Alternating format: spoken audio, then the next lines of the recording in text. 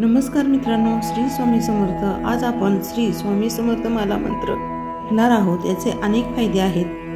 माला मंत्र आपण संपूर्ण ऐकावे। कमीत कमी 11 वेळा दररोज नित्य ऐकल्याने आपल्या घरामध्ये खूप असा चांगला बदल होत असतो। तुमची कोणतीही मनोकामना पूर्ण होते। या पाठीमागे कोणतेही संकट असेल तर ते दूर होण्यास खूप मदत होते। याला कर्जातून मुक्ती देखील मिळते। भूत पिशाच शत्रू बाधा शनी राहू केतू बाधा इत्यादीचे भय आपल्याला राहत नाही। मंत्र ऐकल्यामुळे आत्मविश्वास देखील वाढतो, एकाग्रता शक्ती वाढते, आपल्या जीवनामध्ये सकारात्मक ऊर्जेचा संचार होतो आणि जीवनामध्ये सुख समृद्धी येते। म्हणून श्री स्वामी समर्थ माला मंत्र आपण दररोज ऐकले पाहिजे किंवा त्याचे पठण करणे आवश्यक आहे। जर पठण करण्यास वेळ नसेल तर आपण मोबाईलवरती हा मंत्र दररोज लावावा आणि आपली कामे करावीत। ने खूप फायदा होतो। चला तर मंत्रास सुरुवात करूया। श्री गणेशाय नमः, श्री स्वामी समर्थाय नमः, श्री सरस्वते नमः, श्री गुरुभ्यो नमः, श्री कुलदेवताय नमः, श्री अक्कलकोट निवासी संपूर्ण अवतार दिगंबराय नमः, स्वामी राजाय नमः, श्री गणेशाय नमः। जगदंबा मने माला मंत्र नारायणे, कथिला तो जगतकारणे, तो हा सर्वोत्तम असे। ओम नमो नमो भगवंता, नमो जी श्री स्वामी समर्था, स्मरणगामी दत्तनाथा, योगी मुनी जन वंदिता, चिदानंदा सकारात्मक त्र्यंबका, विश्वेश्वरा विश्वधारका, बालोमत्ता पिशाच वेशा, महायोगीश्वरा परमहंसा, चित्त चैतन्या चिरांतना, अवधूता निरंजना, जगधारा सुदर्शना, सुखधामा सनाथना, सकल काम प्रदायका, सकल दुरित दाहका, सकल संजीता कर्महरा, सकल संकट विदारा, ओम भावबंध मोचना, ओम श्री परम ऐश्वर्यगणा, ओम स्वाम वहित धर्म चालका, ओम मम नित्यदायका, ओम संसार चक्र भेदका, ओम मम महाज्ञान प्रदायका, ओम अर्थ महावैराग्य साधका, ओम नन्नर जन्म सार्थका, ओम महाभय निवारका, ओम भक्तजन हृदय निवासा, परमकृत्यव थोपव थोपव, परममंत्रा शांतव शांतव, परमयंत्रा विखर विखर, ग्रहभूतादि पिशाच पीडा हर हर, दारिद्र्य दुःख घालव घालव, सुख शांती फुलव फुलव, अपत्ता विधी मालव मालव, सुख शांती फुलव फुलव, आपदा विपदा मालव मालव, ग्रह दोष वास्तु दोष त्रुदोष सर्पदोषी सकल दोषी, विवर विवर, अहंकार नासव नासव, मनचित्त बुद्धी स्थिरव स्थिरव, नमोजी नमो देव महादेव, देवादिदेव श्री अक्कलकोट स्वामी समर्थ, श्री गुरुदेव नमो नमो नमो नमः।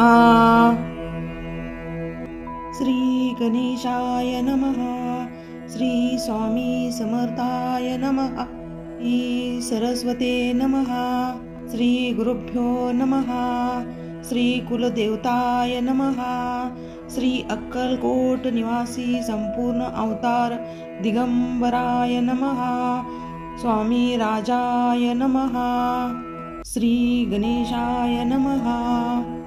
जगदंबा मने माला मंत्र नारायणे, कथिला तो जगतकारणे, तो हा सर्वोत्तम असे। ओम नमो नमो भगवंता, नमोजी श्री स्वामी समर्था। स्मरणगामी दत्तनाथा, योगी मुनी जन वंदिता।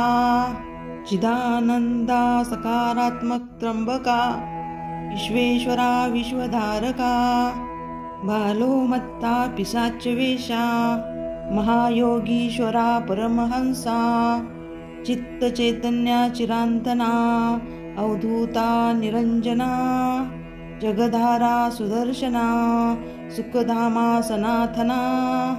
सकल काम प्रदायका, सकल दुरित दाहका।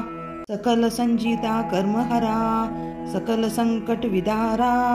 ओम भावबंध मोचना, ओम श्री परम ऐश्वर्यगणा।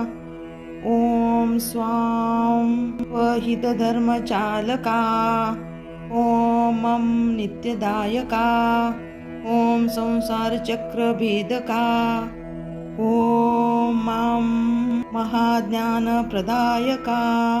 ओम अर्थ महावैराग्य साधका।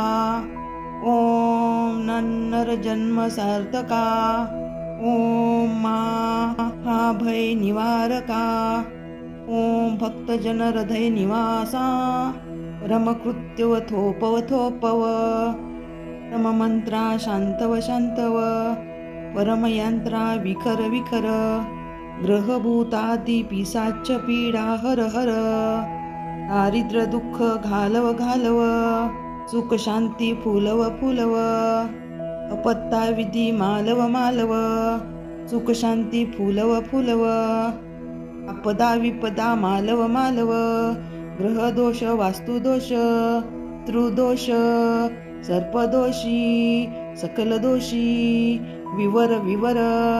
अहंकार नासव नासव, मन चित्त बुद्धी स्थिरव स्थिरव।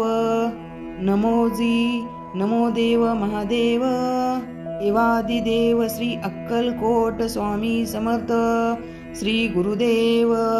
नमो नमो नमो नमः। श्री गणेशाय नमः, श्री स्वामी समर्थाय नमः। श्री सरस्वते नमः, श्री गुरुभ्यो नमः। श्री कुलदेवताय नमः, श्री अक्कलकोट निवासी संपूर्ण अवतार दिगंबराय नमः।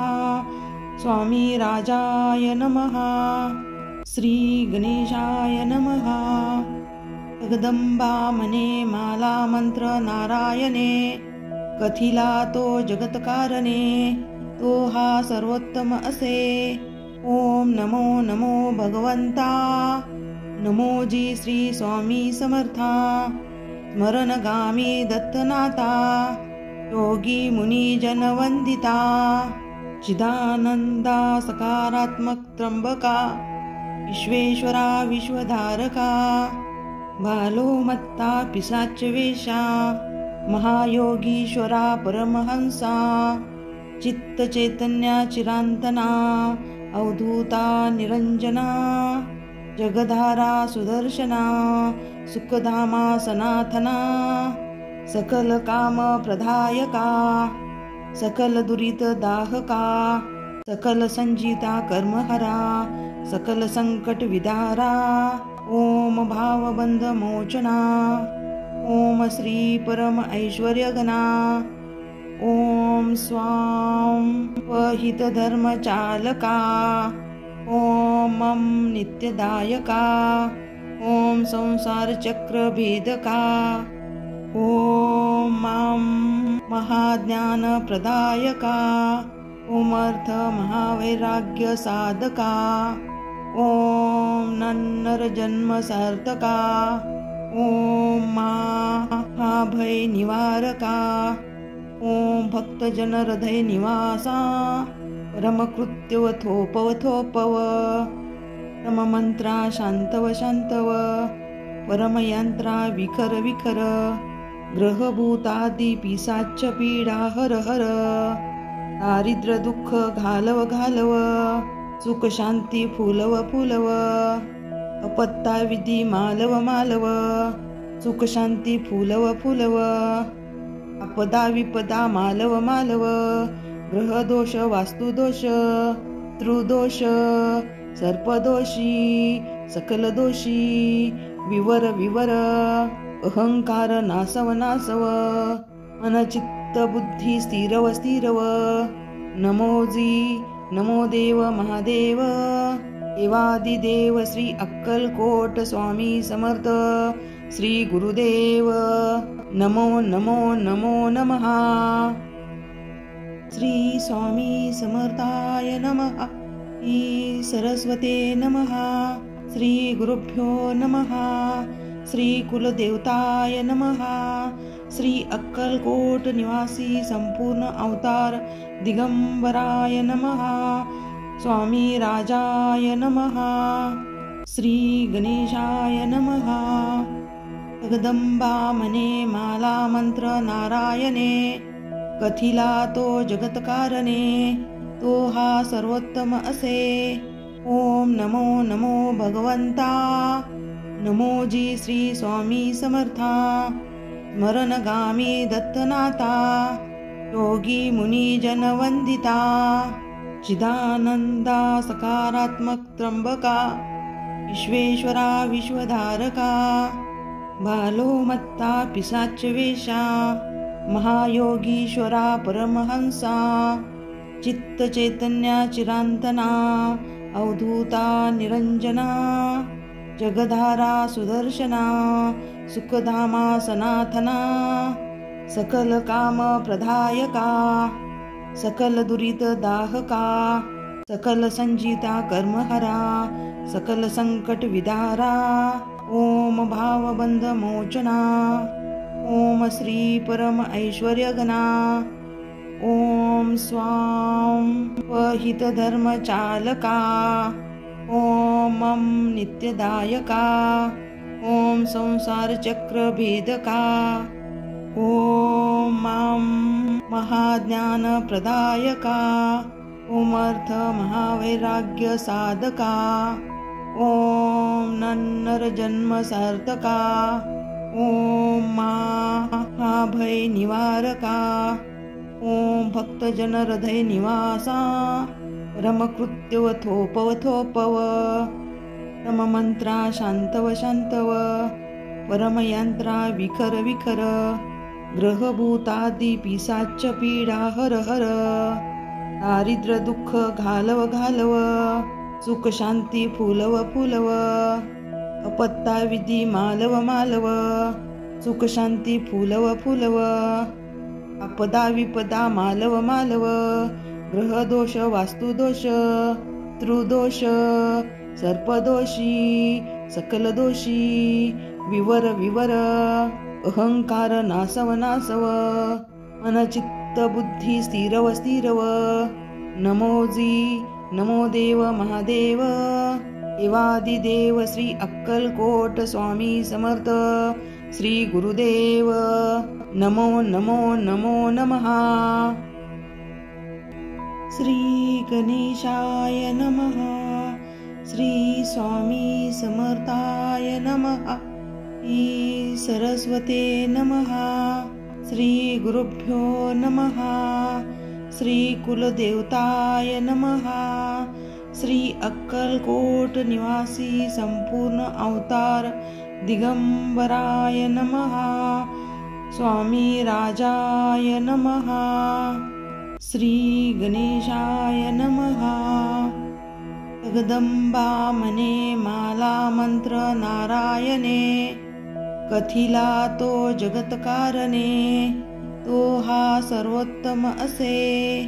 ओम नमो नमो भगवंता, नमोजी श्री स्वामी समर्था, स्मरणगामी दत्तनाथा, योगी मुनी जन वंदिता, चिदानंदा सकारात्मक त्र्यंबका, विश्वेश्वरा विश्वधारका, बालो मत्ता पिशाच वेशा, महायोगीश्वरा परमहंसा, चित्त चैतन्या चिरांतना, अवधूता निरंजना, जगधारा सुदर्शना सुखधामा सनातना सकल काम प्रदायका सकल दुरित दाहका सकल संजिता कर्महरा सकल संकट विदारा ओम भावबंध मोचना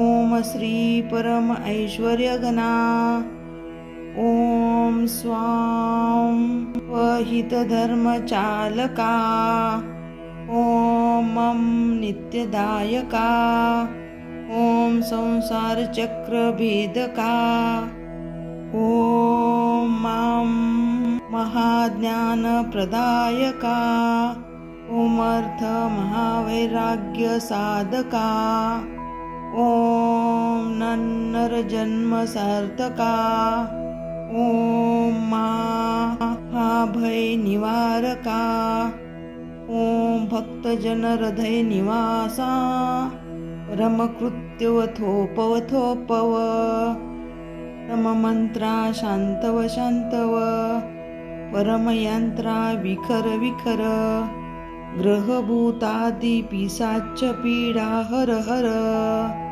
दारिद्र्य दुःख घालव घालव सुख शांती फुलव फुलव अपत्ता विधी मालव मालव सुख शांती फुलव फुलव आपदा विपदा मालव मालव ग्रह दोष वास्तु दोष त्रुदोष सर्पदोषी सकल दोषी विवर विवर अहंकार नासव नासव मनचित्त बुद्धी स्थिरव स्थिरव नमोजी नमो देव महादेव देवादिदेव श्री अक्कलकोट स्वामी समर्थ श्री गुरुदेव नमो नमो नमो नमः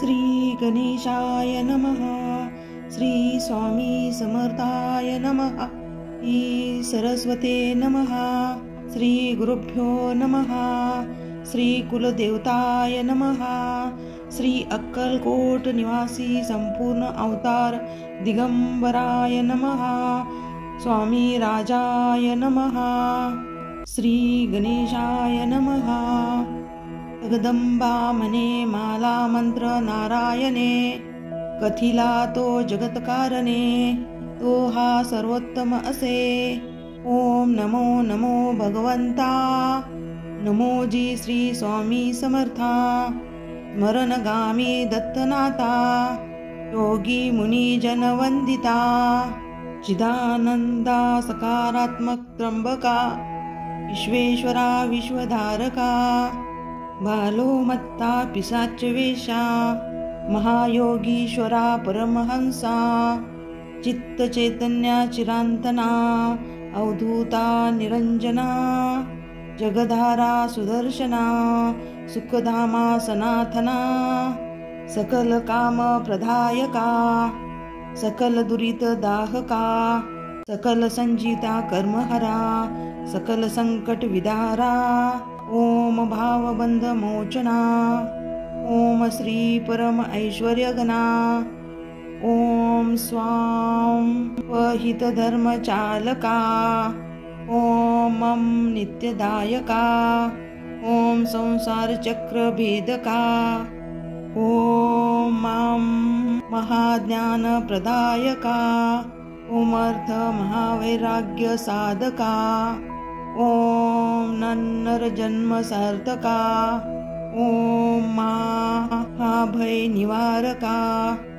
ओम भक्तजन हृदय निवासा परमकृत्युवथोपवथोपव परममंत्रा शांतव शांतव परमयंत्रा विखर विखर ग्रहभूतादि पिशाच पीडा हर हर दारिद्र्य दुःख घालव घालव सुख शांती फुलव फुलव अपत्ता विधी मालव मालव सुख शांती फुलव फुलव आपदा विपदा मालव मालव ग्रह दोष वास्तु दोष त्रुदोष सर्पदोषी सकल दोषी विवर विवर अहंकार नासव नासव मन चित्त बुद्धी स्थिरव स्थिरव नमोजी नमो देव महादेव देवादिदेव श्री अक्कलकोट स्वामी समर्थ श्री गुरुदेव नमो नमो नमो नमः। श्री गणेशाय नमः। श्री स्वामी समर्थाय नमः। श्री सरस्वते नमः। श्री गुरुभ्यो नमः। श्री कुलदेवताय नमः। श्री अक्कलकोट निवासी संपूर्ण अवतार दिगंबराय नमः। स्वामी राजाय नमः। श्री गणेशाय नमः। जगदंबा मने माला मंत्र नारायणे कथिला तो जगतकारणे तो हा सर्वोत्तम असे। ओम नमो नमो भगवंता नमो जी श्री स्वामी समर्था स्मरणगामी दत्तनाथा योगी मुनी जन वंदिता चिदानंदा सकारात्मक त्र्यंबका विश्वेश्वरा विश्वधारका बालो मत्ता पिशाच वेशा महायोगीश्वरा परमहंसा चित्त चैतन्या चिरांतना अवधूता निरंजना जगधारा सुदर्शना सुखधामा सनातना सकल काम प्रदायका सकल दुरित दाहका सकल संजीता कर्महरा सकल संकट विदारा ओम भावबंध मोचना ओम श्री परम ऐश्वर्यगणा ओम स्वाम वहित धर्म चालका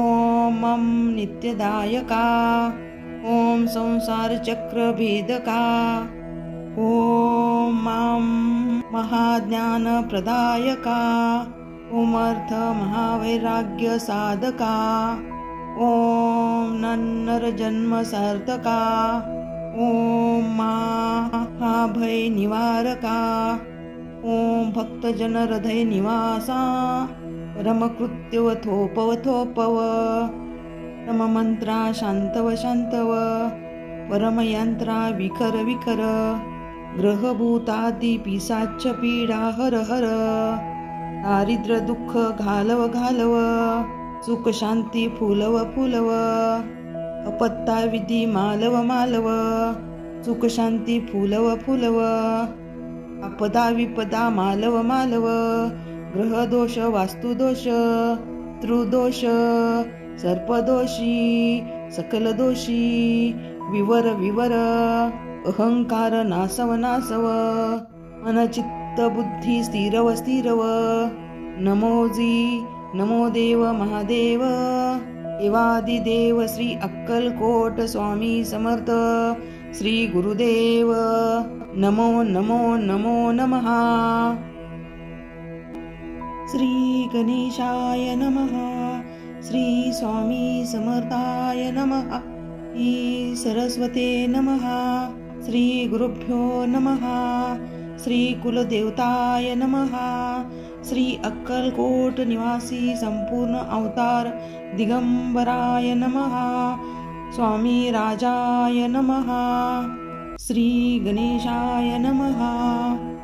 जगदंबा मने माला मंत्र नारायणे कथिला तो जगतकारणे तो हा सर्वोत्तम असे।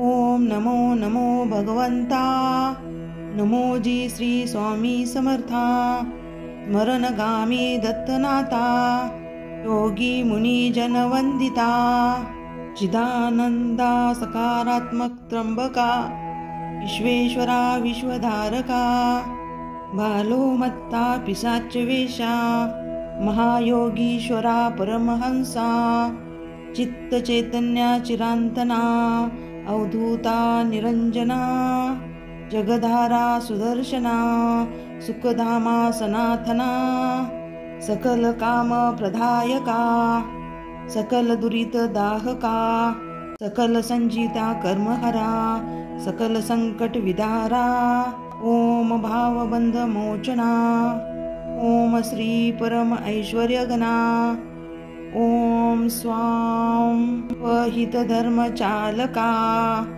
ओम मम नित्यदायका ओम संसारचक्रभेदका ओम मां महाज्ञानप्रदायका ओम अर्थ महावैराग्य साधका ओम नन्नरजन्म सार्थका ओम महाभय निवारका ओम भक्तजन हृदय निवासा परमकृत्यवथोपवथोपव परममंत्रा शांतव शांतव परमयंत्रा विखर विखर ग्रहभूतादि पिशाच पीडा हर हर दारिद्र दुःख घालव घालव सुख शांती फुलव फुलव अपत्ता विधी मालव मालव सुख शांती फुलव फुलव आपदा विपदा मालव मालव ग्रह दोष वास्तु दोष त्रुदोष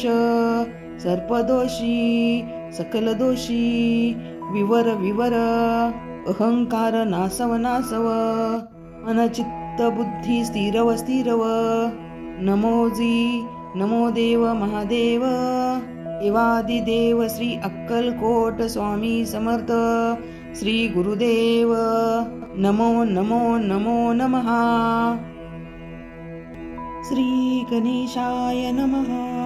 श्री स्वामी समर्थाय नमः। श्री सरस्वते नमः। श्री गुरुभ्यो नमः। श्री कुलदेवताय नमः। श्री अक्कलकोट निवासी संपूर्ण अवतार दिगंबराय नमः। स्वामी राजाय नमः। श्री गणेशाय नमः। जगदंबा मने माला मंत्र नारायणे कथिला तो जगतकारणे तो हा सर्वोत्तम असे। ओम नमो नमो भगवंता नमो जी श्री स्वामी समर्था स्मरणगामी दत्तनाथा योगी मुनी जन वंदिता चिदानंदा सकारात्मक त्र्यंबका विश्वेश्वरा विश्वधारका बालो मत्ता पिशाच वेशा महायोगीश्वरा परमहंसा चित्त चैतन्या चिरांतना अवधूता निरंजना जगधारा सुदर्शना सुखधामा सनातना सकल काम प्रदायका सकल दुरित दाहका सकल संजीता कर्महरा सकल संकट विदारा ओम भावबंध मोचना ओम श्री परम ऐश्वर्यगणा ओम स्वां वहितधर्मचालका ओम मम नित्यदायका ओम संसारचक्रभेदका ओम मां महाज्ञानप्रदायका ओम अर्थ महावैराग्य साधका ओम नन्नरजन्म सार्थका ओम महाभय निवारका ओम भक्तजन हृदय निवासा परमकृत्यवथोपवथोपव परममंत्रा शांतव शांतव परमयंत्रा विखर विखर ग्रहभूतादि पिशाच पीडा हर हर दारिद्र दुःख घालव घालव सुख शांती फुलव फुलव अपत्ता विधी मालव मालव सुख शांती फुलव फुलव आपदा विपदा मालव मालव ग्रह दोष वास्तु दोष त्रुदोष सर्पदोषी सकल दोषी विवर विवर अहंकार नासव नासव मनचित्त बुद्धी स्थिरव स्थिरव नमोजी नमो देव महादेव देवादिदेव श्री अक्कलकोट स्वामी समर्थ श्री गुरुदेव नमो नमो नमो नमः। श्री गणेशाय नमः। श्री स्वामी समर्थाय नमः। श्री सरस्वते नमः। श्री गुरुभ्यो नमः। श्री कुलदेवताय नमः। श्री अक्कलकोट निवासी संपूर्ण अवतार दिगंबराय नमः। स्वामी राजाय नमः। श्री गणेशाय नमः। जगदंबा मने माला मंत्र नारायणे, कथिला तो जगतकारणे, तो हा सर्वोत्तम असे। ओम नमो नमो भगवंता, नमो जी श्री स्वामी समर्था। स्मरणगामी दत्तनाथा, योगी मुनी जन वंदिता। चिदानंदा सकारात्मक त्र्यंबका, विश्वेश्वरा विश्वधारका। बालो मत्ता पिशाच वेशा, महायोगीश्वरा परमहंसा। चित्त चैतन्या चिरांतना, अवधूता निरंजना। जगधारा सुदर्शना, सुखधामा सनातना। सकल काम प्रदायका, सकल दुरित दाहका। सकल संजिता कर्महरा, सकल संकट विदारा। ओम भावबंध मोचना, ओम श्री परम ऐश्वर्यगणा। ओम स्वाम वहित धर्म चालका। ओम नित्यदायका। ओम संसार चक्र भेदका। ओम महाज्ञान प्रदायका। ओम अर्थ महावैराग्य साधका। ओम नन्नर जन्म सार्थका। ओम महाभय निवारका। ओम भक्तजन हृदय निवासा। परमकृत्यव थोपव परम मंत्रा शांतव शांतव। परमयंत्रा विखर विखर। ग्रहभूतादि पिशाच पीडा हर हर। दारिद्र्य दुःख घालव घालव। सुख शांती फुलव फुलव। अपत्ता विधी मालव मालव। सुख शांती फुलव फुलव। आपदा विपदा मालव मालव। ग्रह दोष वास्तु दोष त्रुदोष सर्पदोषी सकल दोषी विवर विवर। अहंकार नासव नासव। अनचित्त बुद्धी स्थिरव स्थिरव। नमोजी नमो देव महादेव। देवादिदेव श्री अक्कलकोट स्वामी समर्थ श्री गुरुदेव। नमो नमो नमो नमः।